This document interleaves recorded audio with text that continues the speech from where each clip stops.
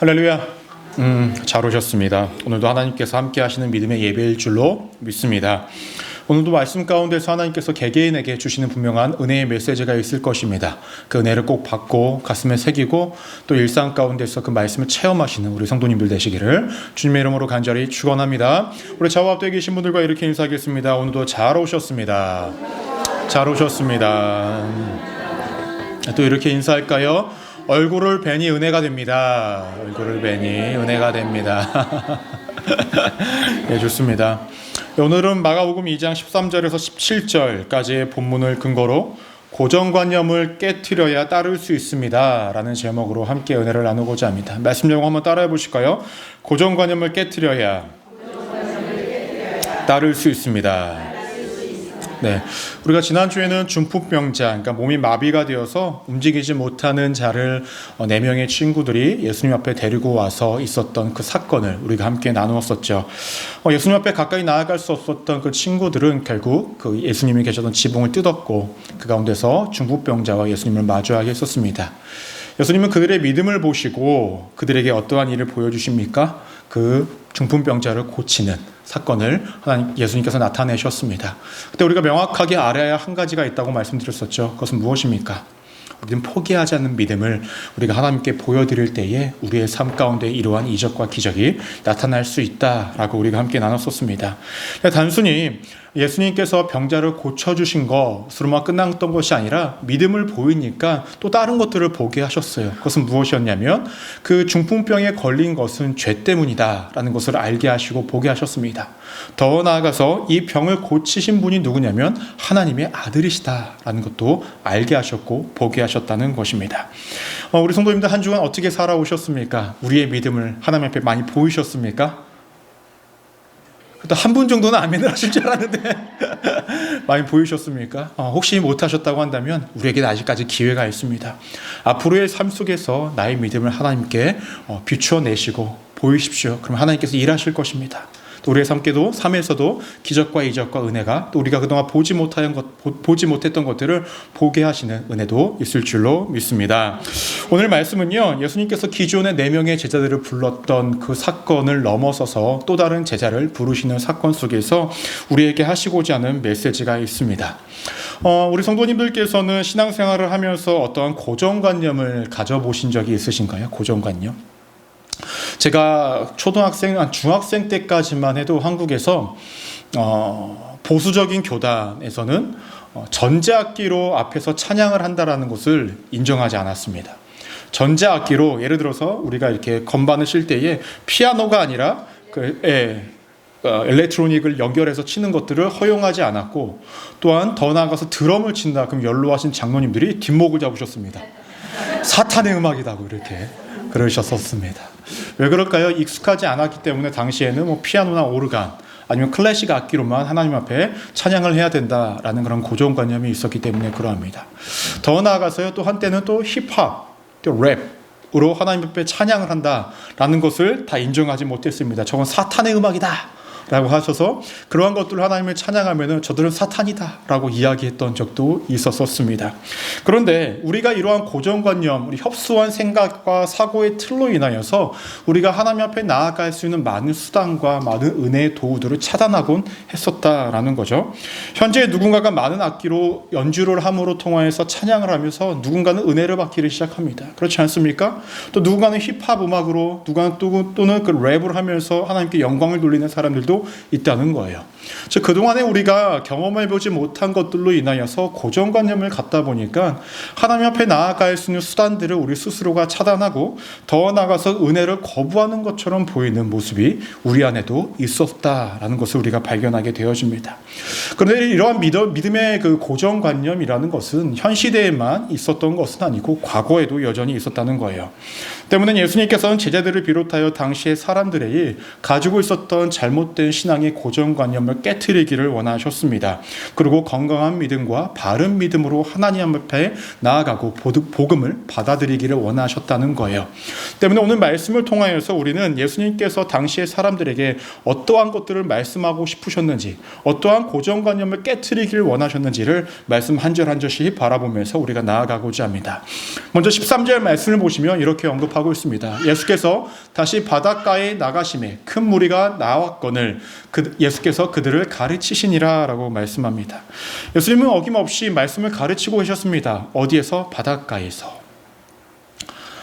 작년 기억하셨는지 모르겠어요. 우리 야외 예배 드릴 때에 그 밖에 나가서 우리 예배 드렸을 때에 전 기분이 엄청 좋았거든요. 근데 그 영상을 제가 유튜브에 올려서 누군가가 보셨는데 한국에 계신 분들이 연락이 왔어요. 와, 목사님 거기는 그런 곳도 있냐고, 그런 곳에서 예배도 드리냐고 막 그러는 거예요. 그냥 우리 동네가 뭐 다 그런 거예요. 이렇게 약간 좀 거들먹거리면서 우리는 뭐 이런 데서 예배를 드립니다라고 이렇게 우리도 몇 년 만에 오랜만에 나간 거였는데 그렇게 좀 거들먹거렸던 시절이 있었습니다.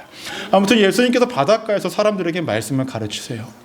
예수님의 이 우선순위는 여전히 변한 것이 없었습니다. 사람들이 원하는 것들, 희망하는 것들을 먼저 채우시기보다도 그들에게 정말로 필요한 것, 영혼의 굶주림과 영혼의 치료와 그들이 구원에 이르는 것이 무엇인지에 대해서 복음을 먼저 가르치고 계셨다라는 것입니다. 그런데 이렇게 말씀을 가르치고 계셨을 때 예수님께서 누구를 주목하여 보시기를 시작합니다. 우리 14절 말씀 우리 함께 한번 읽어볼까요? 시작. 또 지나가시다가 알페오의 아들 레위가 세관에 앉아있는 것을 보시고 그에게 이르시되 나를 따르라 하시니 일어나 따르니라 라고 이야기합니다. 누구를 보셨냐면 알페오의 아들 레위를 보셨다라는 겁니다. 당시에 가버나움이라는 지역은 갈릴리와 인접해서 붙어 있었습니다. 그 세리가 무슨 일을 했냐면 어떠한 지역과 지역을 넘나들 때에 그곳을 왔다 갔다 하는 사람들의 통행세를 걷었다는 거예요. 또 어떠한 무역의 역할을 하면 그 무역의 그 양에 따라서 그 또 세금을 걷는 일을 했었습니다. 거기에 누가 있었냐? 오늘 말씀에서 등장하는 세리인 레위가 있었다라고 말씀하고 있습니다. 이 사람을 예수님께서 주목하여 보신 다음에 뭐라고 말씀하시냐면 나를 따르라라고 이렇게 이야기하고 있습니다. 우리가 설교를 통해서 여러 번 말씀을 드렸지만 당시의 세리들은 사람들에게 인정받지 못하는 부류의 사람들이었습니다. 왜냐하면 로마 정부에 세금을 바치는 사람들이었기 때문에 그래요. 그런데 정확하게 세금을 얻어서 로마 정부에다가 바치면 이상이 없는데 사람이 꼭 그렇게 됩니까? 사람의 존재가 그렇게 되지 않습니다. 많이 거둘수록 자신의 주머니에 많은 것들을 넣을 수 있으니 사람들에게 좀 과하게 거두었다라는 거예요. 예를 들면 이러한 일들이 있었다고 합니다. 이 지역에서 이 지역으로 옮겨갈 때에 수레바퀴에 따라서 세금을 걷었대요. 수레바퀴가 2개면 얼마, 3개면 얼마, 이런 식으로 어떻게든 세금을 더 걷기 위해서 애썼다라는 거예요. 또 어떤 물건을 옮길 때에 그 물건의 양에 따라서 세금을 더 거두어 들이는 일들도 있었다고 당시에 연구를 했던 학자들이 이야기를 합니다. 때문에 사람들의 입장에서는 이 세리들은요 증오의 대상들이에요. 더군다나 그들이 거둔 세금을 통해서 무엇을 했냐면 로마에 바쳤을 때 그 로마에서는 황제의 신상을 만드는 데 쓰였어요. 그러니까 유대인들의 입장에서는 내가 내는 그 세금이 우상을 짓는 것에 쓰이니까 그것을 거두어가는 세리들이 또 미움을 받을 수밖에 없는 상황이었습니다. 그런 세리 레위에게 예수님께서 뭐라고 말씀하십니까? 나를 따르라 라고 말씀하시니 주변의 사람들은 참 어이가 없죠. 정말로 뒷목 잡고 쓰러질 만한 일이었다는 것입니다. 그런데 재미있는 것은 이 레위의 반응입니다. 조금의 주저함도 없이 뭐라고 이야기하냐면 따르니라 라고 말씀을 합니다. 여러분 오늘 말씀에서 레위를 제자 삼기 전에 그 전에 4명의 예수님께서 제자들을 삼으셨었습니다. 근데 그들의 직업들은 무엇이었죠? 어부. 이 레위의 직업은 무엇입니까? 세리. 여러분들이 봤을 때 베드로와 같은 그 제자들과 이 레위와 비교를 했을 때 누가 더 많은 것을 포기했을까요? 누가 더 많은 것을 포기했을까요? 레위죠.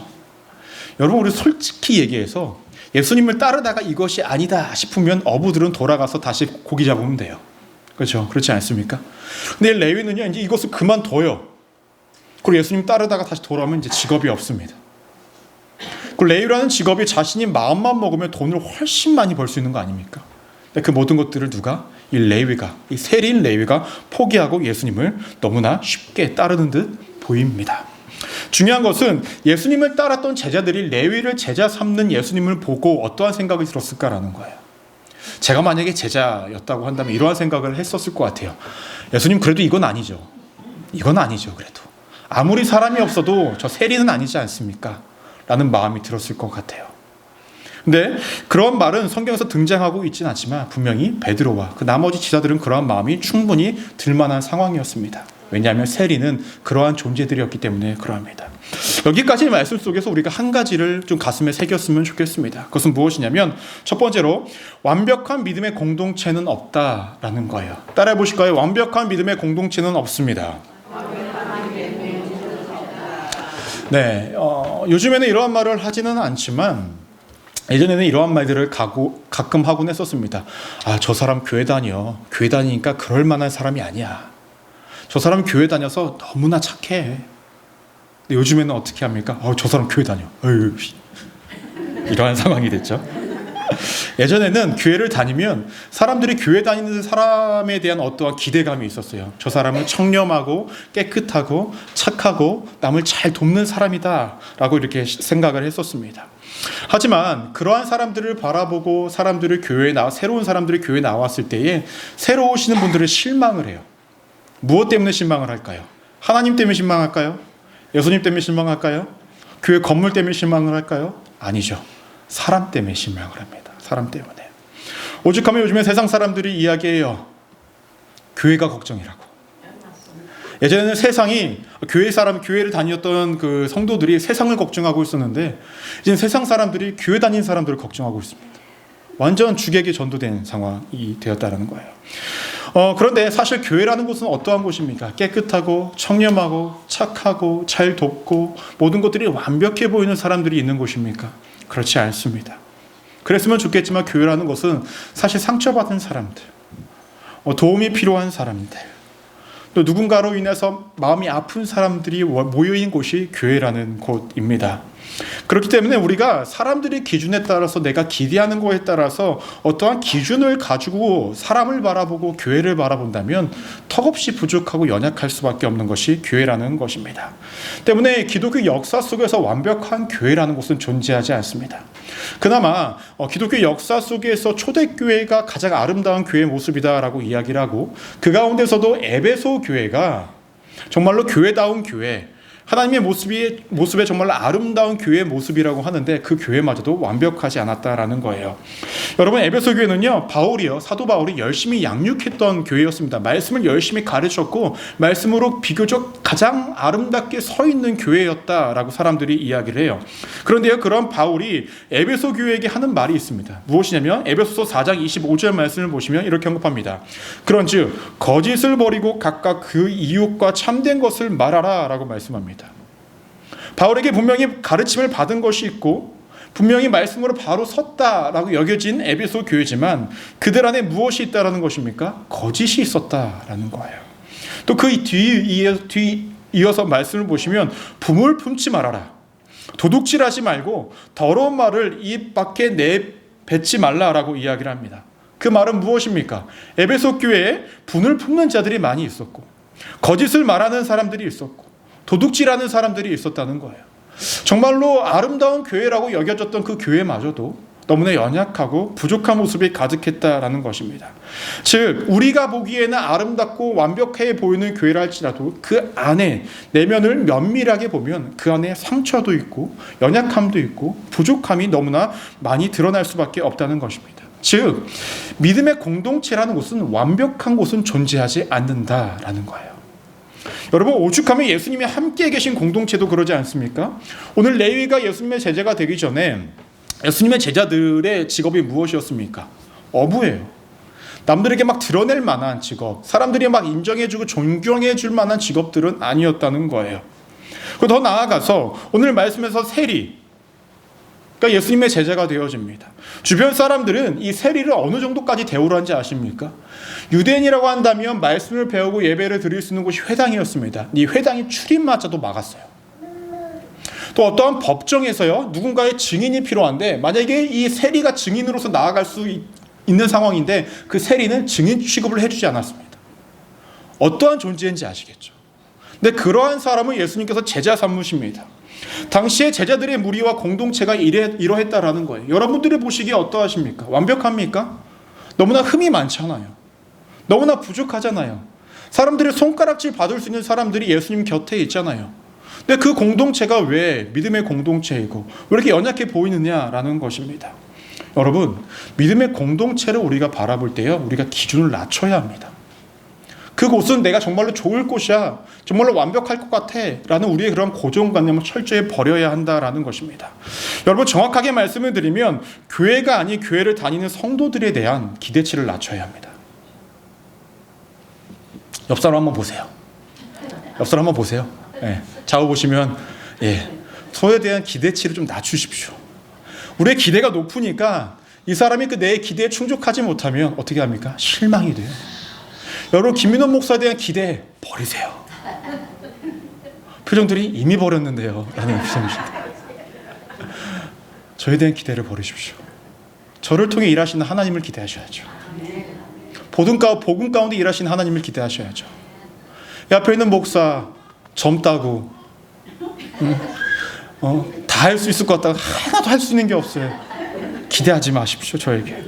여러분, 믿음의 공동체라는 것은 서로 간에 힘이 되어주고 은혜가 되어주고 서로를 통해서 성장과 성숙을 이루어갈 수는 있지만 그렇다 해도 그 공동체가 완벽해질 수는 없다는 것입니다.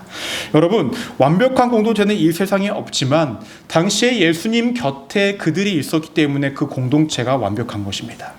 우리 안에 복음이 있기 때문에 복음 안에서 우리가 하나가 되어지고 복음이 완벽하기 때문에 우리가 그 복음 곁에 있기에 완벽해 보이는 것뿐이지 우리 자체는 완벽한 존재가 아니라는 것을 우리가 명확하게 기억해야 된다는 것입니다.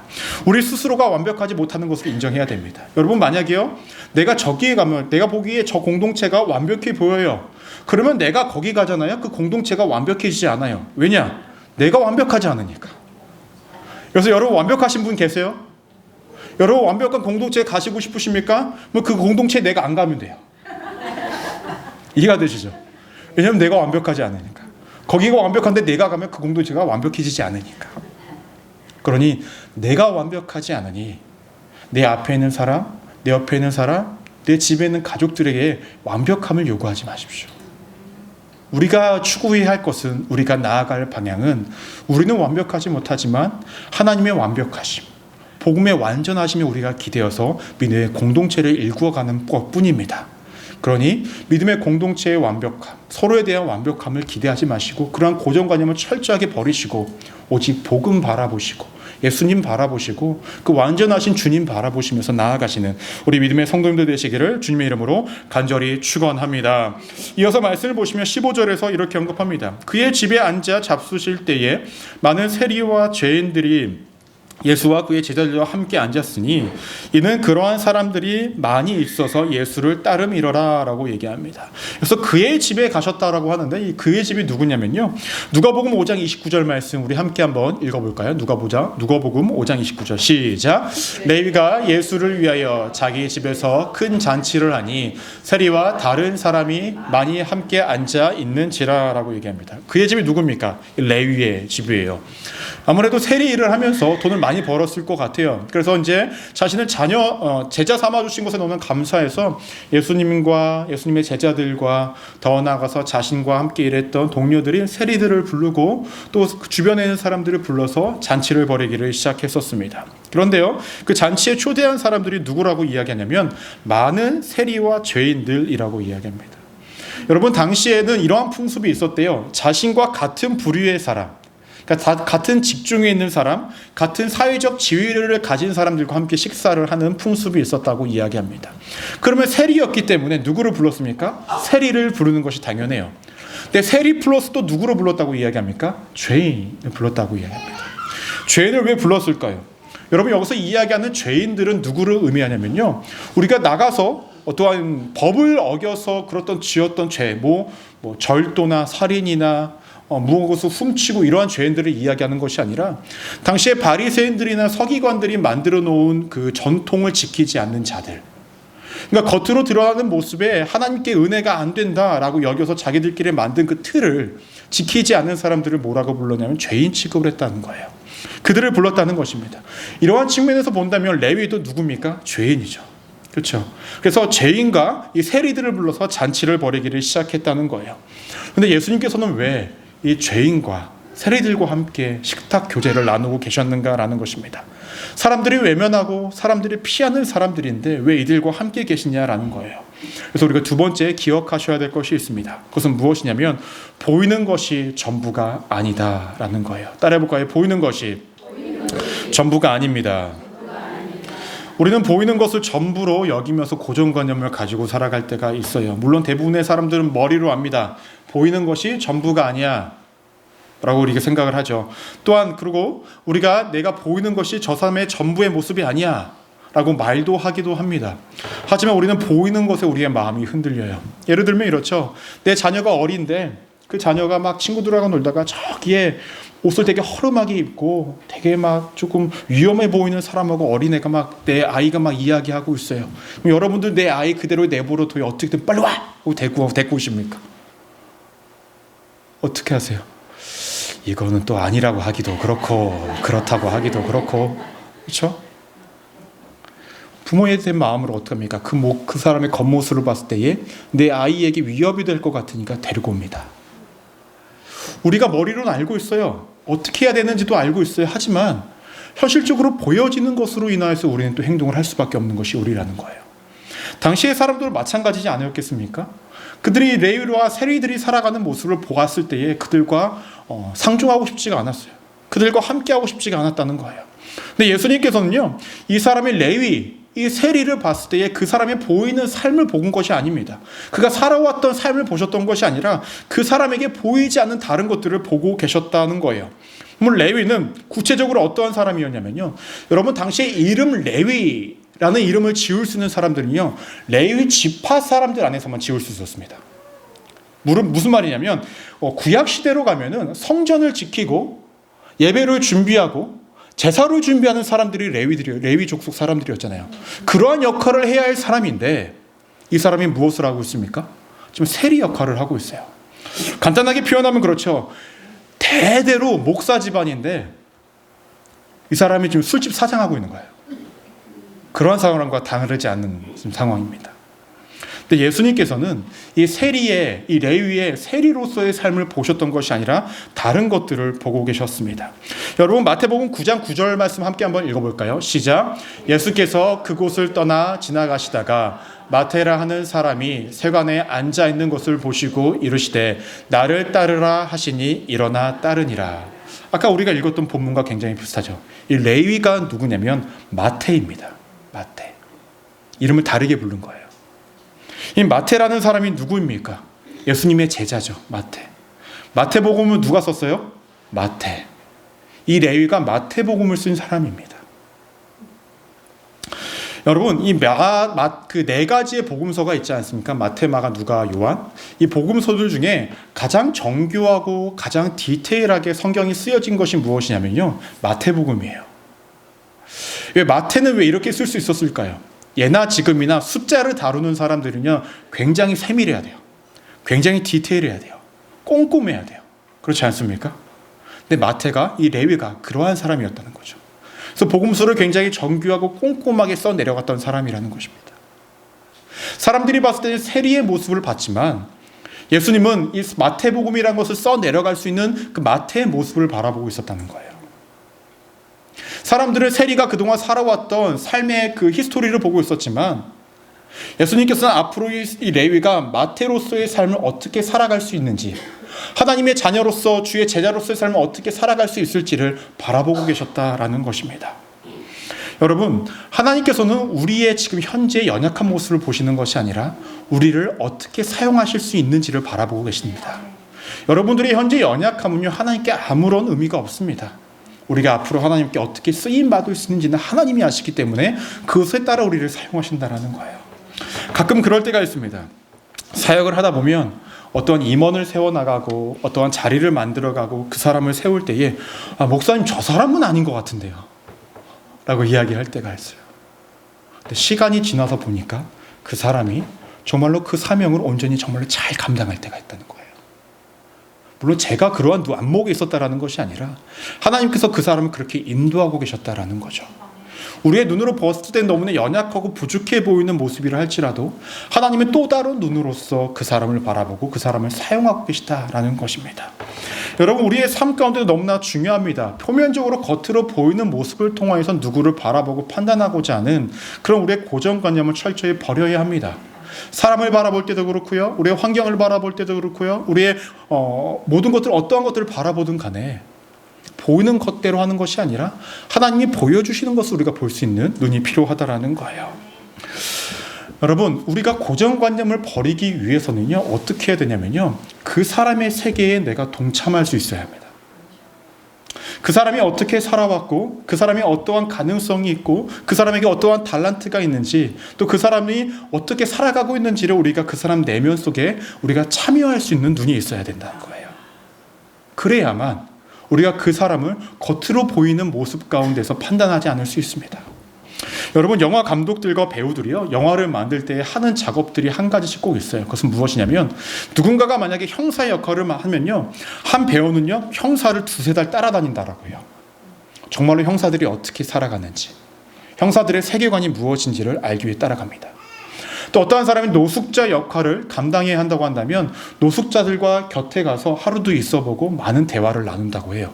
진짜 그분들이 어떠한 삶으로 어떻게 그 자리에 있게 되었는지, 또 어떻게 생계를 유지하시는지에 대해서 그것을 공감하고 알기 위해서 말입니다. 이것이 무엇입니까? 그 사람의 세계에 동참하는 것을 의미한다는 거죠. 여러분, 우리의 삶이 이래야 합니다. 겉으로 보여지는 모습을 통해서 그 사람을 판단하고, 그 사람을 어떻게 내가 기준을 내려버리고 결정을 하는 것이 아니라 그 사람의 세계에 내가 동참함으로, 함께함으로 나아갈 수 있어야 해요. 예수님은 당시에 사람들에게 그렇게 나아가신 것입니다. 현재 보이는 모습이 아니라 그가 어떻게 살아갔고 왜 그렇게 살아갈 수밖에 없었는지를, 그의 마음을 보시고 그의 삶을 보시고 그의 모든 것들을 바라보시면서 그와 동참하고 있으니 그와 함께 식탁을 나눌 수밖에 없었고, 그들에게 위로가 되어줄 수밖에 없었고, 그들과 함께할 수밖에 없었다는 거예요. 우리의 고정관념, 이것을 버리지 않으면요, 우리는 예수님과 같은 그런 모습을 닮아갈 수 없다는 것입니다. 우리 믿음의 성도님들, 우리 순복 소망교회 성도님들이요, 서로의 세계관에, 서로의 삶의 세계에 동참하기를 소망합니다. 집에 계신 남편분들 도무지 이해가 되지 않고, 내 자녀들이 도무지 이해가 되지 않아도 그들의 세계에 함께 동참해 보십시오. 내가 보지 못했던 것들, 알지 못했던 것들이 또 보이기를 시작할 것입니다. 그들을 품어줄 수 있고 이해할 수 있고 믿음으로 하나가 될 수 있을 것입니다. 그러한 연합을 이루어 가시고 항상 누군가를 품기 위해 애쓰시는 우리 믿음의 성도님들 되시기를 주님의 이름으로 간절히 축원합니다. 네, 말씀 이어서 보시면요, 세리들 그리고 죄인들과 식사하시는 모습을 보시고 바리새인과 서기관들이 예수님을 나무라는 모습이 등장을 합니다. 16절 말씀 우리 함께 한번 읽어볼까요? 16절이요. 시작. 바리새인의 서기관들이 예수께서 죄인 및 세리들과 함께 잡수시는 것을 보고 그의 제자들에게 이르시되 어찌하여 세리 및 죄인들과 함께 먹는가? 라고 이야기하고 있습니다. 바리새인과 서기관들의 자신들의 가진 신념, 더 나아가서 자신들이 가진 고정관념을 가지고 세리와 그 다음에 죄인들을 바라보니까 그들과 식사하는 것은 어리석은 짓이고 더러운 것이 자신들에게 묻는 것이다 라고 여기면서 예수님을 나무라고 있습니다. 이때 예수님께서 이렇게 말씀하십니다. 17절에서 예수께서 들으시고 그들에게 이르시되 건강한 자에게는 의사가 쓸데없고 병든 자에게라야 쓸데있느니라. 나는 의인을 부르러 온 것이 아니요 죄인을 부르러 왔노라 하시니라 라고 이야기하고 있습니다. 여러분, 여기서 건강한 자는 누구를 말하는 것이냐? 스스로 문제가 없다고 여기는 바리새인과 서기관들을 의미합니다. 이들이 진짜로 의인일까요? 아니죠. 자칭 의인이죠. 자칭 의인. 이 자칭 의인은 하나님 앞에 의인으로서 쓸 수 없는 자들입니다. 또 하나님 앞에서 그 누구도 의인은 존재하지 않죠. 하나님 앞에서는 다 죄인이라는 거죠.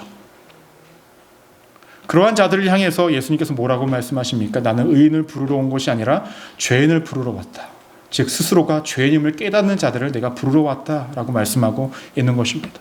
그래서 우리가 마지막으로 기억하셔야 할 세 번째가 있습니다. 그것은 무엇이냐면 비교를 통한 의로움을 버려야 한다라는 거예요. 따라 볼까요? 비교를 통한 의로움을 버려야 합니다. 여러분, 당시에 바리새인들도요, 존경하는 사람들이 있었어요. 누구냐면 자신들의 스승입니다. 자신들의 스승은 자신들보다 율법에 대해서 더 잘 알고 있고 율법을 잘 실천하는 사람들이니 그들이 존경했었습니다. 그런데 역으로 자신들보다 율법을 잘 알지 못하고 율법을 행하지 않는 자들은 존경이 아니라 비하하고 자신들이 더 우월감을 가지면서 살아갔다는 거예요. 사람이란 존재가 늘 그렇습니다. 누군가의 비교를 통해서 우월감을 가지려고 하고 또 누군가의 비교를 통해서 스스로가 굉장히 비참하게 여겨지기도 하는 것이 우리의 모습이기도 합니다. 이러한 자들을 향해서 예수님께서 오늘 말씀하십니다. 나는 의인을 부르러 온 것이 아니다. 자칭 건강하다고 여기는 자들에게는 의사가 쓸데없다라고 말씀을 하고 있습니다. 여러분 명확하게 기억하십시오. 이 한 가지 명확하게 기억하셔야 됩니다. 스스로 의롭다. 상대적으로 누구보다 내가 낫다, 우월하다라고 여긴다라는 것은 무엇을 의미합니까? 내 삶에 예수님 필요 없다라고 이야기하는 것과 다르지 않습니다. 맞습니까? 오늘 말씀에서 명확하게 이야기하고 있지 않습니까? 내가 누군가를 바라보면서 그래도 내가 저 사람보다는 내가 낫다라고 이야기하고 있다고 한다면 나는 내 삶에 예수님 필요 없다라고 이야기하는 것입니다. 무섭죠? 은연중에 했던 우리의 마음과 우리의 입술과 우리의 행동들이 어느 순간 나도 모르게 예수님 내 삶에 필요 없다라고 고백했던 순간들이었다는 것입니다. 근데 여전히 우리 인간들은요, 저를 포함해서 우리 모두는 이러한 고정관념에 항상 휩싸입니다. 나는 조금 더 나은 존재라고. 난 저 사람보다 좀 더 낫다고. 예수님 보시기에는요, 도토리 키재기입니다. 너나 엉덩이나 방댕이나 똑같은 거예요. 그렇지 않습니까? 여러분, 신앙생활을 할 때 내가 갖고 있던 모든 고정관념을 버리지 않으면 예수님이 보여주셨던 그 길, 우리가 진짜로 나아가야 할 그 길을 우리 나아갈 수 없습니다. 근데 우리는 여전히 내가 살아온 나의 환경과 나의 지식과 나의 어떠한 것들로 인하여서 선입견을 갖기를 시작을 하고 고정관념을 가지고 누군가에게 잣대를 들이밀며 이것은 옳다, 이것은 옳지 않다라고 여기면서 판단을 하기를 시작합니다. 그러면서 오늘 말씀처럼 이 바리새인과 서기관들처럼 나는 세리보다 낫고 당시의 말씀을 지키지 않는 자들보다 우월하다, 나는 의인이다 라고 여기면서 그렇게 살아갑니다. 우리의 신앙이 이렇게 어리석다라는 거예요. 그러면서 나는 바른 길 잘 가고 있다라고 여기면서 살아갑니다. 여러분, 철저하게 버리십시오. 오늘 말씀에서 보여주신 것처럼 우리 인간이란 존재가 있는 그 어느 곳도 믿음의 공동체라 할지라도 완벽한 곳은 없습니다. 나 자신도 완벽하지 않고 내 옆 사람도 내 가족들도 그 누구도 완벽하지 않다라는 거예요. 완벽한 곳을 찾지 말고 완벽하신 하나님을 찾기만 하시면 됩니다. 그리고 나 스스로의 연약함을 스스로 인정하십시오. 고정관념을 깨트리기 위해 애쓰십시오. 예수님은 그러하기 위해서 오늘 말씀 우리에게 제시해주고 계십니다. 내 삶 가운데 가지고 있던 모든 고집과 아집, 고정관념을 깨트리셔서 정말로 하나님이 보시기에 아름다운 길, 예수님이 우리에게 보여주셨던 그 길을 따라가시는 우리 믿음의 성도님들 되시기를 주님의 이름으로 간절히 축원합니다. 기도하시겠습니다.